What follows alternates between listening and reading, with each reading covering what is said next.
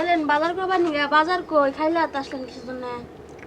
বাজার করতে পারি নাই, টাকা 20,000 নিয়েছিলাম, ফকির এই রেখে দিল বায়না হিসেবে। বাইনা ভেদেন কালকে ফকিরের কি খাওয়াবেন? এখন টাকা পয়সার ব্যবস্থা করতে হবে, ব্যবস্থা করে আগামীকাল সকালবেলা বাজার করতে হবে। এখন মান ইজ্জতের প্রশ্নে ফকিরদের 20,000 টাকা বায়না দিয়ে আসছি, তার আর 15,000 টাকা দাবি করছে। দাওয়াত খাওয়ার পর তাতে 15,000 টাকা দিতে হবে। এখন যে যে যুগ পড়ছে, এখন ডিজিটাল ফকির, তাদের টাকা পয়সা আগে, তারা টাকাটাই বড় চিনে, তারা মেহমানদারি বোঝে না।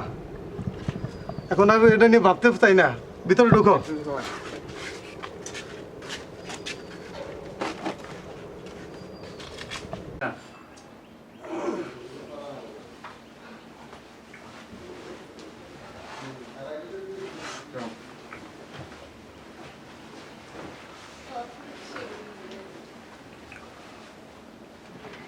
ফকিরদের দাওয়াত দিতে গিয়ে একটা বলবো, বাজার কয়টা করে খাওয়াবার চাইছি, বাজারই করতে পারলাম না। বাজার করে খাওয়া হলেন না, তাহলে যে তার ফকির করে কি করবেন আসলে পরে? এখন এখন তো টাকা উপরে হাল দিলেন, সব টিনা ফকির করে দিয়ে আসলেন। রাত্রে টাকা ব্যবস্থা করো, সকালবেলা বাজারে যাবো। এখন কথা বললো না। ভাবছিলাম ভাই 20,000 টাকায় ওদেরকে খেলাবো ভরপুর, তাহলে বায়নায় নিল 20,000 টাকা।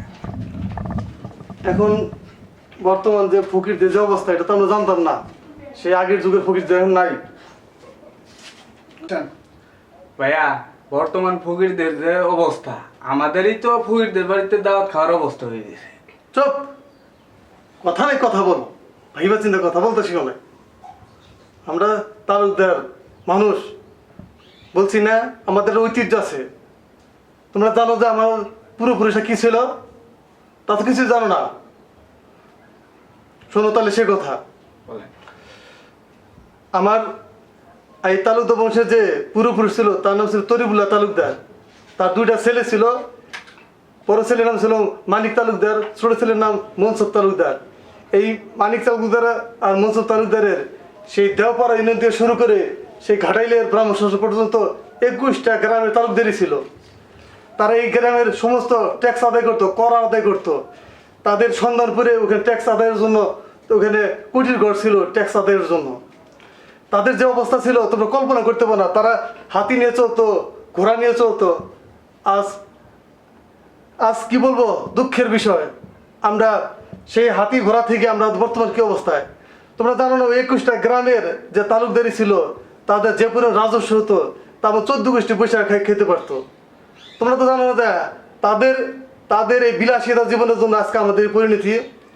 আমাদের যে তালুকদারি বাড়ি থেকে পুরান তালুকদারি বাড়ির পাশে এই পাশে বর্তমান যে মসজিদ হয়েছে না, ও মসজিদের পাশে ছিল তাদের জলসাগর, রংমহল।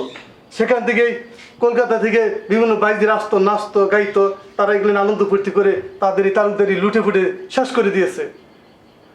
আজকে আমাদের সেই 21টা গ্রামের তালুকদারি হারিয়ে গেছে। তারপরে যখন 1950 সালে জমিদারি প্রথা উচ্ছেদ হয়, সেই সময় আমার পূর্বপুরুষরা অনেক কষ্ট করে সেই মনসুর তালুকদার 1232 বিঘা জমি বিভিন্ন নামে বেনামে রক্ষা করেছিল। আর 2000 বিঘার মতো খাস জমি খাস খতিয়ান রক্ষা করেছিল। সেগুলো পরবর্তী খাস খতিয়ানের জমিগুলা ফরেস্ট ডিপার্টমেন্ট নিয়ে গেছে। আর আমাদের সেই 1232 বিঘা জমি পরবর্তীতে আমাদের পরবর্তী বংশধররা বেঁচে খাইতে খাইতে খাইতে শেষ করে দিয়েছে। আজকে আমাদের এই টিনের ঘরে লাল টিন থাকে। আজকে আমরা ডিজিটাল ফকিরদের দাওয়াত দিতে গিয়ে অপমানিত হই। এগুলো তোমরা কিছু জানো? আমার পুরোপুরি যারা হাতি নিয়ে চলতো, আজকে তো আমরা বাতি পাই না সে তুলনায়।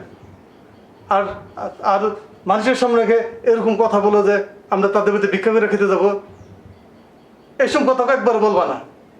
ভুল হয়েছে ভাইয়া, আমরা জানতাম না। ঠিক আছে, আমরা কালকে সকালবেলা বাজার করে নিয়ে আসবো, পরে ডিজিটাল ফকিরদের খাওয়াবো। আমরা সকালেই যাব। এখন আমরা তাহলে চলো খাওয়া দাওয়া করি গা। ঠিক আছে তাহলে।